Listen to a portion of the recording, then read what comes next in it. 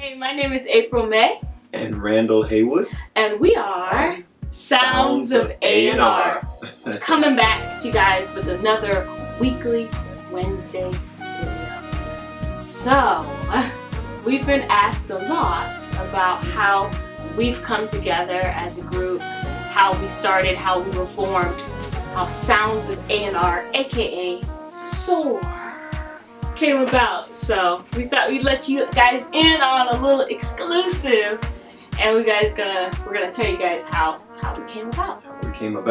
How did we come about? It started in the year 2013, and it was February of 2013. I saw you at a jazz club. It was in Jersey City, the Moore's Lounge in Jersey City. And we used to frequent there on Friday nights because they used to have the jam sessions. They still do. They have the jam sessions on Friday nights. Winard Harper, shout out to Mr. Winard Harper. He runs the sessions there at the Morris Lounge Club, Jazz Club. And so anyway, this night I saw you come in and you were kind of like cool and off to the side, and you came up and sang. Kinda cool. You were chilling. You were kind of, you know, checking out the scenes. There's a whole lot of cats there. And then all of a sudden you came up and sang September in the Rain. And then I kind of sat in with you on this and kind of, you know, little did I know that was the start of us, you know, being together as a musical musical artists, and being together as a group, as a couple, and all that kind of stuff. But it started with September in the Rain at Morris Lounge in Jersey City. Yeah, so back in 2013, I was going to William Patterson studying jazz under Bolton Miller, and the thing to do was to go to jazz clubs and to work on your chops, put yourself in sometimes uncomfortable situations to where you test your limits. And so that's why I was starting to go to jam sessions, and that's where we met. And it was cool. Like, I remember meeting you. Like, I did not leave an indelible mark whatsoever. I came up to you afterward and said, "Hey, my name is Randall Haywood. You sound really great." And you were like, "Oh, thank you." And that was basically it. And I just stood there. "Yeah, you really sounded great." "Thank you." My thing is, like, I came there to just for music. Like, I wasn't trying to meet anybody. And if you're gonna come up to me, you better have something to say, which I did not. I can be shy at, you know, first meeting somebody. So it was, you know, we just said hi, and then we exchanged business cards. My card was a regular standard business card, and this postcard from Cosmopolitan. He did not have a regular standard business card. He had a homemade business card. And I was like, I mean, cards, it was regular. I never said anything about it. You was just insecure because you was handing me this card that you printed out from your home. And you handed me this headshot. No, I did not have a headshot of it. In a card. No, I did not have a picture. Well, no, you had a design, and as you should. I had a little design. Mine wasn't. Oh. Anyway, I wasn't judging him. But anyway, so we just had exchanged business cards, and that was it. Like, I didn't hear from him like till the next year. Almost a year. Because I texted you in December of that year. Yeah, because we met. That was in February. We met, and I texted you in December. And I ran across your card, and I was like, "Oh, that's right. Yeah, I do remember her from meeting her at the club." Because what was I doing in 2013? Well, I was kind of, I was freelancing. I was playing with Bernard Harper. I was playing with Dizzy Gillespie All-Star Big Band. And I was also doing some stuff with Bob Stewart and his quintet. And so, you know, I started frequenting Moore's Lounge. So then we formed, we started going out in January of 2014. Well, he had called me, like you said. Actually, he texted me first. And this was during the Christmas holiday of 2013. I get this random text message saying, "Hey, this is Randall Haywood." I'm like, who's Randall Haywood? And I had asked my brother, I was like, do you know who Randall Haywood? He was like, yeah, he's a trumpet player. I was like, oh, okay, maybe he's reaching out for a gig. But I had even forgot about the message, and I didn't even text him back till like a week later, or 2 weeks later.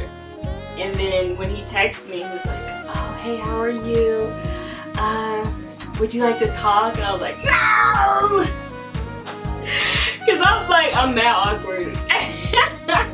I was like, oh God, now I have to talk to him.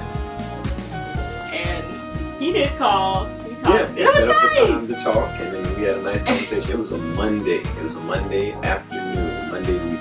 He remembers all these little details. It's like crazy. And we had our first date Friday, that following Friday. Yeah, it was really nice. Like, we had really good conversation. And at Cheesecake Factory. Yeah. And I was, kind of intrigued. So that's really how we came together as a couple. Yes. But also in 2014, April of 2014, I had my senior recital. That's the thing we have to do before we graduate out of the jazz program, is put together a concert of music, a variety of repertoire. And I was like, yeah, I want you on it, And we really, at that point when he was helping me with my recital, we began writing arrangements and coming up with really dope ideas musically. And I realized, I was like, man, we were like a really good writing team. Like, it was like things were just coming out. It was like, okay. And that's when we really thought that making and coming up with a group would be something that we wanted to do. Yeah. After the recital. Yeah, then the recital was what inspired me artistically, because you had a lot of things going on. You basically had you had modern jazz, you had smooth jazz, you had gospel, you had a little R&B, you had pop, and so it was like, oh, you know what? We should do some things musically, artistically, and that's how we started to talk about forming a group name, or forming a group and giving it a name. So now, and then so once we realized that we wanted to create a group, we were at Top's Diner in Harrison, New Jersey, real close to Newark, and great food, by the way. Yes. Now I'm shout out to Top's Diner. We're gonna have to go back there soon. Yes, shout out. Anyway, really good. We started to try to come up with a name. What could we name our group? Like, everybody puts music at the end of their name. So we're like April and Randall Music, or Randall and April Music. And I was like, that's so. No, let's not do that.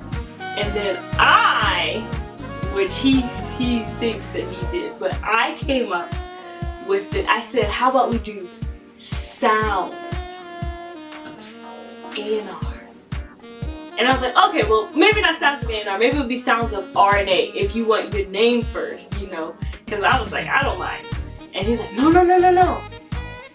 A&R is like a terminology used in music and like artists and repertoire. And I was like, oh, so it could be a little different, April and Randall. And then he was like, and also it spells out sore. I was like, now see, I think I came up with the sounds part. The sounds, because you think you said sounds and then I said A&R? Well, I came up with sounds, you said R&A. I did not say R&A. I probably said A&R first. I know I did, actually. No, because you were adamant about making my name or my initial go first. I think.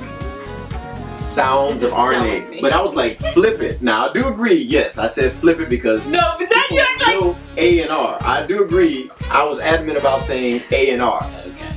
Sounds, because sounds does not put us in any musical category. And I know we want to do more than just jazz. We want to do, other musics besides jazz. So that's where sounds came in. Regardless. Well. We came up with the name, and once we heard it, once it was spoken, we knew that was the name for our group. Sounds of A&R, Soar.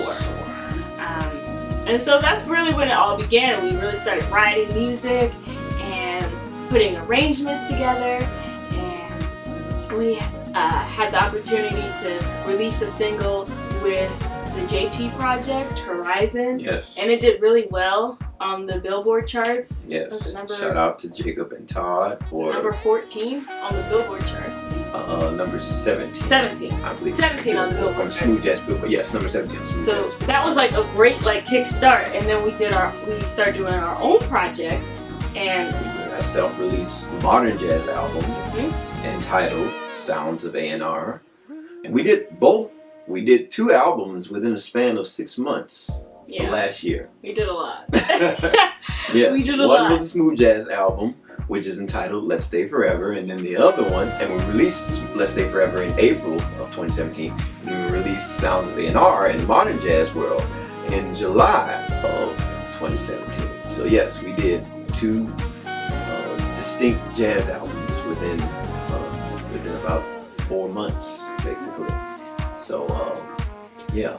And then as far as live performances, I mean, we did the Apollo. We were asked to return to the Apollo after our first performance there. We did Bergen Pack. We did Birdland, Jazz Club, world-renowned Jazz Club, Birdland. And at Jazz at Lincoln Center, I think is one of my most memorable performances that I've given. So we're just super grateful, and all the people that have come into our lives to help us reach new heights and to help us to get our music out there.